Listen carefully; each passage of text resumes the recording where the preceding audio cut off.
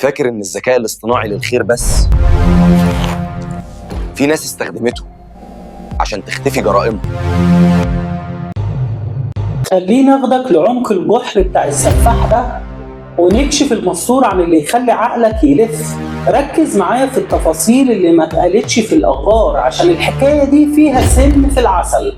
الصديق هو عزرائيل. تخيل انك قاعد مع اعز صاحب ليك بتحكي له عن احلامك وفلوسك اللي شقيت فيها سنين في الغربه، وبتقول له انا مأمنك على بيتي وعلى عيالي وعلى مالي، وانت مش عارف ان الشخص اللي بيبتسم في وشك ده هو اللي حفر قبرك بايده قبل ما تموت اصلا. تفاصيل الخطه الشيطانيه، العمق المرعب.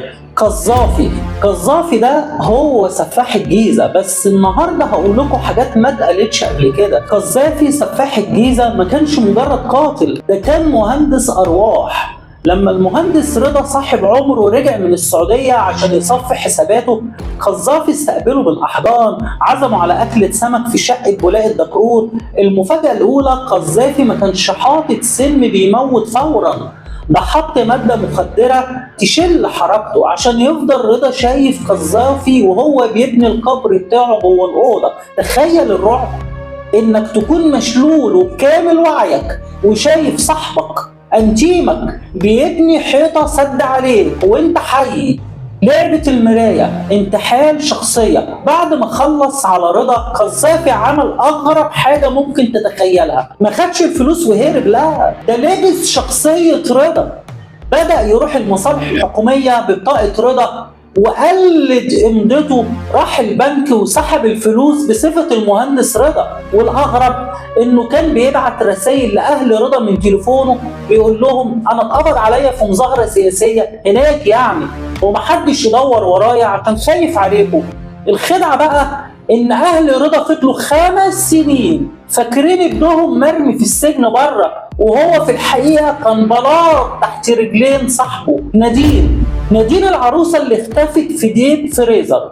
نادين دي كانت أخت واحدة من زوجات قذافي. نادين اكتشفت إن قذافي قاتل وهددته تبلغ عنه وصومته على فلوس. نادين كانت عايزة تدخل مجال التمثيل، هي غاوية فن وشهرة، حابة تتشهر.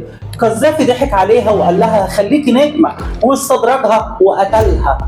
المفاجأة الثانية، قذافي عشان يداري الجريمة أوهم أهل نادين إنها هربت مع مخرج سينمائي لباريس عشان تمثل هناك، وفضل يبعت في رسائل من تليفون دولي برامج انترنت بصوتها، عمل استنساخ لصوتها وعمل فيديوهات ليها بره بالذكاء الاصطناعي. انتوا عارفين الذكاء الاصطناعي مرعب، إنها عايشة حياتها في فرنسا. السكوت من خرم إبرة. قذافي سافر اسكندرية وبدأ حياة جديدة باسم المهندس رضا. اتجوز دكتورة هناك صيدلانية وسرق ذهبها ومجوهراتها وهو لابس نقاب. لما اتقبض عليه وهو بيسرق المحل بالنقاب دخل السجن باسم رضا، المهندس اللي قتله رضا. قذافي دخل السجن باسمه.